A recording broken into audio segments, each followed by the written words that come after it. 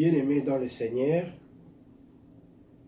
je vous remercie encore pour cette opportunité que le Seigneur nous accorde et que tout le peuple de Dieu soit béni ce matin parce que ce n'est que lui qui nous a réveillés.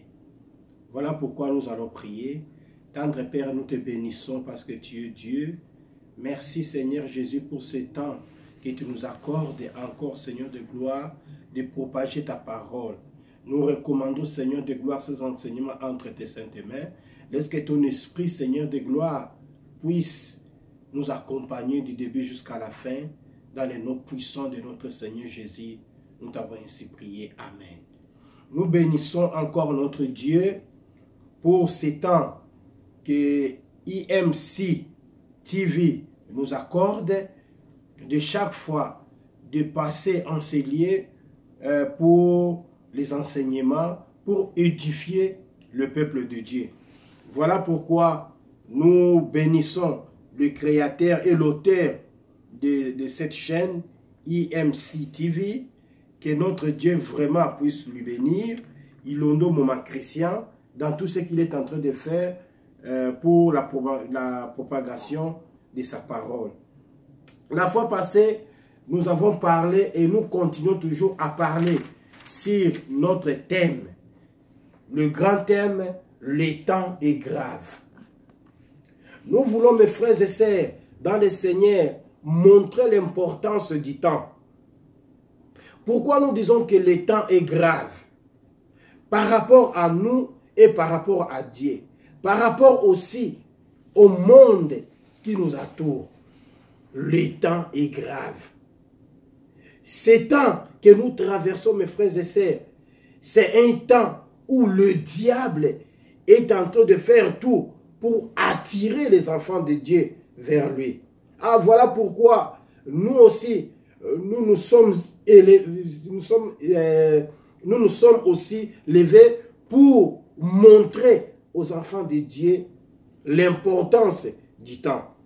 Voilà pourquoi, sans plus tarder, nous allons passer à notre texte d'aujourd'hui. Nous parlons, notre texte d'aujourd'hui, c'est dans le livre de Genèse, chapitre 3, versets 8 à 10. Genèse, chapitre 3, versets 8 à 10. Je lis au nom de Jésus. Alors, ils entendirent la voix de l'Éternel Dieu qui parcourait le jardin vers le soir. Et l'homme et sa femme se cachèrent loin de la face de l'Éternel Dieu, au milieu des arbres du jardin. Mais l'Éternel Dieu appela l'homme et lui dit, « Où es-tu » Il répondit, « J'ai entendu ta voix dans le jardin et j'ai eu peur parce que je suis nu et je me suis caché. » Mes frères et sœurs dans le Seigneur, notre grand thème, comme je viens de le dire, le temps est grave. Mais aujourd'hui, nous allons développer ces sous-thèmes. Où es-tu? Dans les textes que nous venons de lire, la Bible nous dit un homme que nous connaissons tous, qui s'appelle Adam. La Bible nous dit, Dieu planta un jardin et il créa l'homme à son image, à sa ressemblance. Et cet homme qui s'appelait Adam. Et après, il a fait sortir sur ses os une femme qu'on appelle Ève. Et les deux vivaient dans le jardin. Mais là où nous venons de lire, on nous dit qu'alors ils entendirent la voix de l'Éternel qui parcourait, de l'Éternel Dieu qui parcourait le jardin vers le soir. Adam et Ève, sa femme, entendirent la voix de l'Éternel.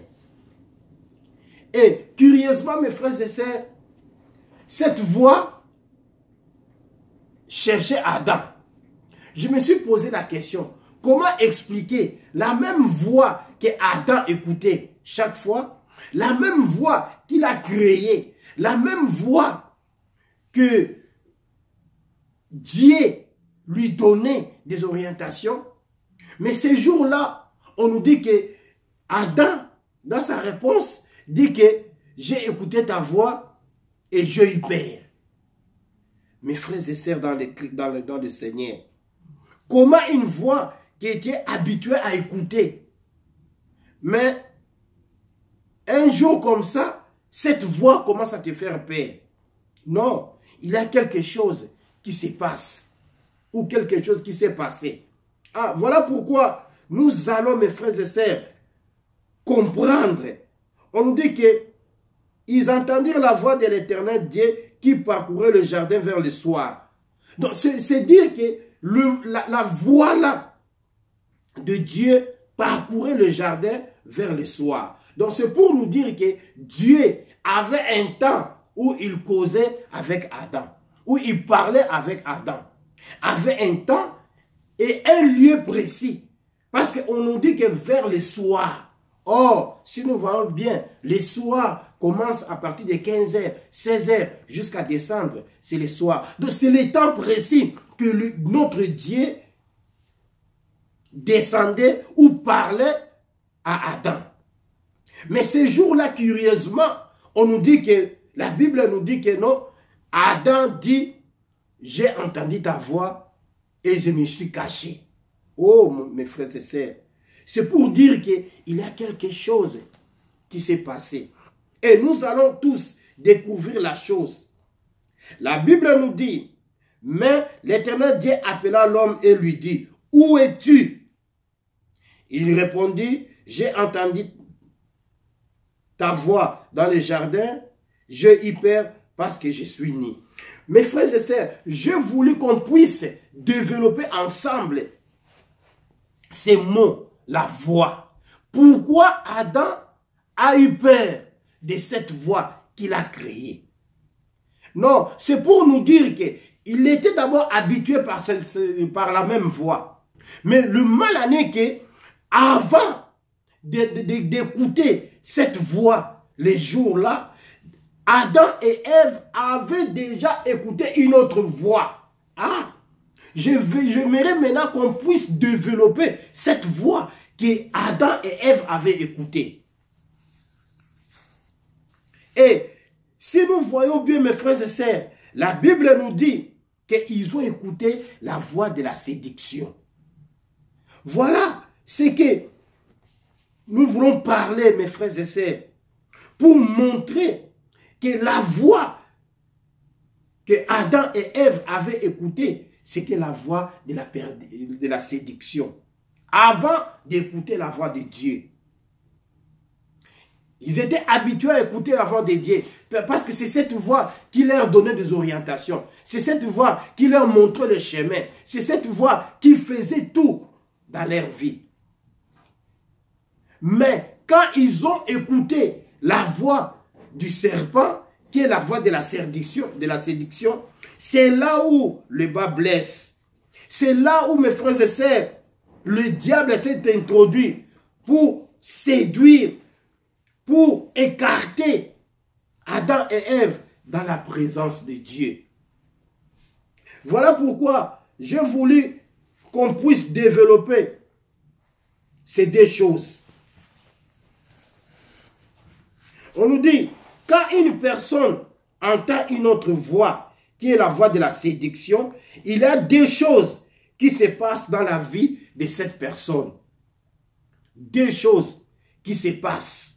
La première des choses, mes frères et sœurs, le diable enlève dans la personne le temps de rencontre avec l'Éternel.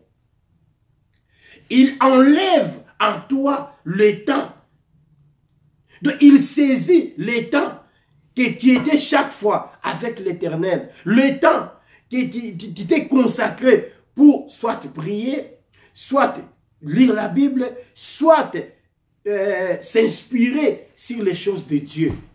Mais quand le diable te séduit, mon frère, ma soeur, c'est la première des choses qu'il va faire, c'est de t'écarter dans la présence de Dieu. De t'écarter dans le temps là que tu consacrais pour écouter l'Éternel. Dans les temps-là que tu consacrais pour suivre les choses de Dieu. Ah, voilà, l'exemple est là. La Bible nous dit que Adam, quand il a écouté cette voix, il s'est écarté. Lui-même dit que je me suis caché loin de ta face, dans les arbres du jardin. Donc, il n'était pas là où Dieu lui racontait auparavant. Voilà pourquoi la Bible nous dit que la voix de l'Éternel circulait les jardins pour dire où es-tu? Où es-tu? Donc, c'est pour dire que le lieu, l'étang d'abord des rencontres était déjà détruit. Et le lieu des rencontres aussi était détruit. Oh, mon frère, ma soeur, regarde ta vie. Combien de fois tu étais assujetti dans des prières, dans l'église. On te connaissait peut-être une sœur de l'église, un frère de l'église. Mais depuis que tu as écouté la voix de la perdition, la voix de la séduction, tu t'es écarté de la présence de Dieu. Voilà pourquoi nous disons que le temps est grave dans ta vie. Le temps est grave parce que tu n'arrives pas à te saisir. Tu n'arrives pas à rentrer dans les bons chemins. Tu n'arrives pas à faire ce que tu faisais auparavant. Peut-être de faire encore plus. Tu n'arrives pas à le faire parce que tu es séduit par le diable. Tu es séduit, mon frère, ma soeur. Le temps est grave dans ta vie. Et comme le temps est grave, c'est le moment de te ressaisir. C'est le moment de rentrer sur le bon chemin. C'est le moment de dire à Dieu, je n'ai pas de force. De moi-même, je ne peux rien. Mais donne-moi ta force. Donne-moi le courage. Si tu n'as pas ce courage, si tu n'as pas cette force, mon frère, ma soeur, ça sera chaos dans ta vie. Et un jour, tu vas regretter. Tu vas être comme les autres qui disent, moi, je servais l'Éternel avec endurance. Je servais l'Éternel avec détermination. Mais je ne sais pas ce qui m'est arrivé. Non, c'est parce que tu as entendu la voix de la séduction. Et à ces derniers temps, c'est l'arme la plus efficace que le diable est en train d'utiliser, la séduction. La fois passée, je vous parlais sur la distraction. Le diable introduit la distraction dans la vie d'une personne pour bien la séduire, pour bien l'écarter dans la présence de Dieu. Mais aujourd'hui, je vais te parler sur la séduction. La voix de la séduction. Combien ont entendu la voix de la séduction? Ils se sont retrouvés dans la franc-maçonnerie. Ils se sont retrouvés dans les Illuminati. Ils se sont retrouvés dans des choses de païens. Pourquoi? Parce que tu as entendu la voix de la séduction. Et c'est cette voix qui nous écarte vers la présence de Dieu. Devant la présence de Dieu. C'est cette voix qui nous embrouille. Parce que tu ne puisses pas saisir. Tu ne puisses pas voir ta vraie destinée que notre Dieu a préparée pour toi. La séduction. Et je vais vous dire, mon frère, ma soeur, une chose importante, la séduction, quand ça entre dans la vie d'une personne, la première des choses, ça touche l'âme d'une personne. Ça touche l'âme. C'est là le point essentiel que le diable cible dans ta vie. Parce que s'il te séduit, c'est pour la première des choses, c'est de toucher ton âme. Or, on nous dit que l'âme est le siège des sentiments et des émotions. Ah, voilà, si tu es maintenant emporté par tes sentiments, par tes émotions, le diable va te montrer ses propres intérêts. Il ne te montrera pas l'intérêt de Dieu. Il ne te montrera pas les choses de Dieu non plus. Mais il va te montrer ses propres intérêts. Et il va te conduire dans le chemin où lui-même il a voulu. Où lui-même il a tracé pour toi. Si nous lisons dans le livre de Job, chapitre 7, verset 11, même Job le reconnaît. Même Job le reconnaît. Si nous allons encore plus loin, toujours dans le livre de Job, chapitre 14, verset 22, vous allez lire même à la maison dans vos Bibles, vous allez voir comment Job est en train de se lamenter pour son âme. Mon frère, ma sœur, le temps est grave. Voilà pourquoi notre Dieu demande aujourd'hui, s'il a demandé, il a posé cette question à Adam, aujourd'hui, il la pose à toi. Où es-tu? Tu es maintenant où? Qui t'est donné dans des warehouses. Ce n'est pas mauvais de travailler, mais qui travaille plus que même ta force. Tu n'as même pas le temps de te ressourcer. Tu n'as même pas le temps de prier. Tu n'as même pas le temps de lire la Bible. Pourquoi? Parce que le diable t'a séduit. Il t'a montré les choses de ce monde. Il t'a montré l'argent, les maisons, tout qui entoure ce monde. Oui, c'est bien beau. Mais où est la place de notre Dieu?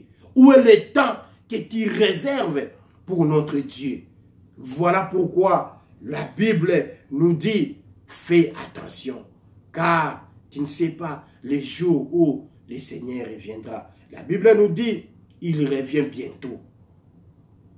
Quand le diable captive votre âme, c'est pour te montrer ses propres intérêts et t'éloigner dans la présence de Dieu. Nous allons voir un homme qui était puissant, mais regardez sa fin. On nous parle de Samson dans le livre des Juges. Si tu lis à partir du 13e chapitre, 14, 15, tu vas voir comment cet homme avait fait des exploits. Parce que les temps étaient graves à ce temps-là. Parce qu'à ce temps-là, le Philistin assujettait le peuple de Dieu, les Israéliens. À ce temps-là, le Juif n'avait pas le mot devant les Philistins.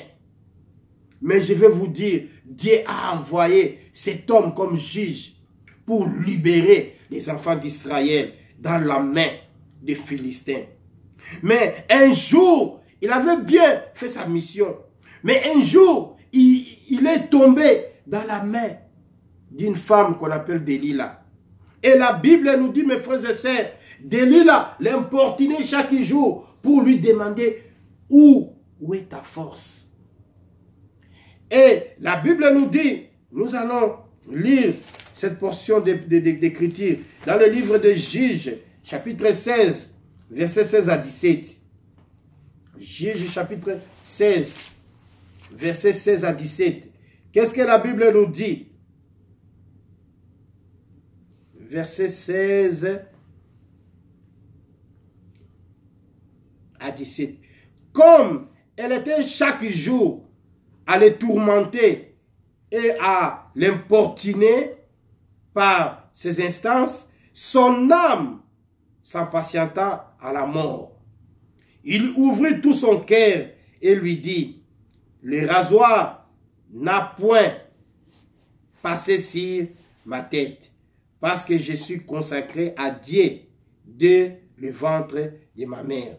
Si j'étais rasé, ma force m'abandonnerait, je deviendrais faible.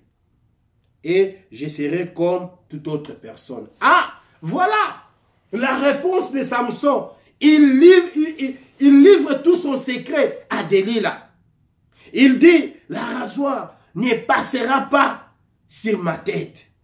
Parce que je suis consacré de le ventre de ma mère à l'Éternel. Oh, peut-être aussi c'est ton cas. Tu es consacré. Voilà pourquoi tu t'es donné dans ta jeunesse.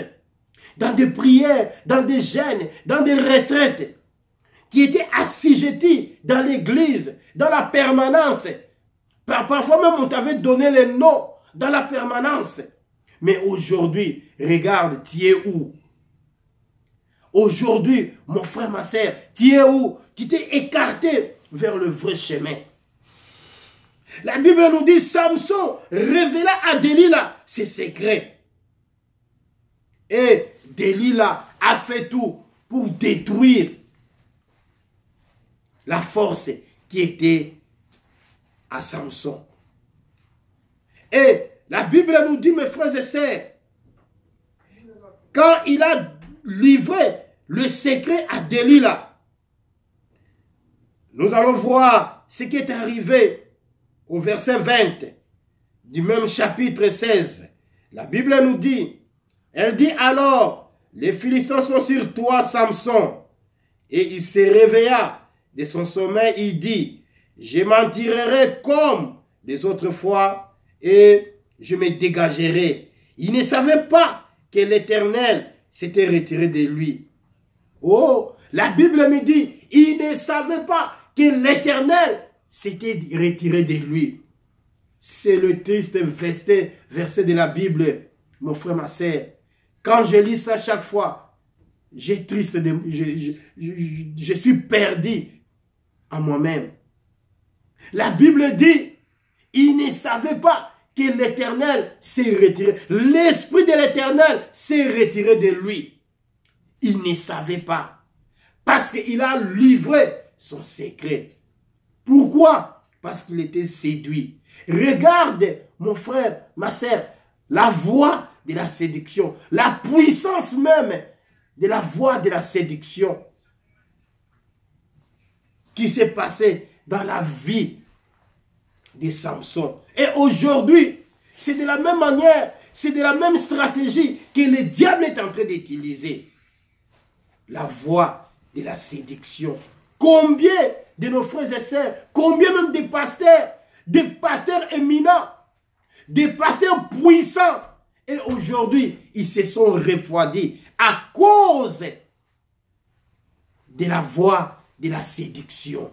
Oh, mon frère, ma sœur, si tu m'écoutes aujourd'hui, je vais te dire, lève-toi.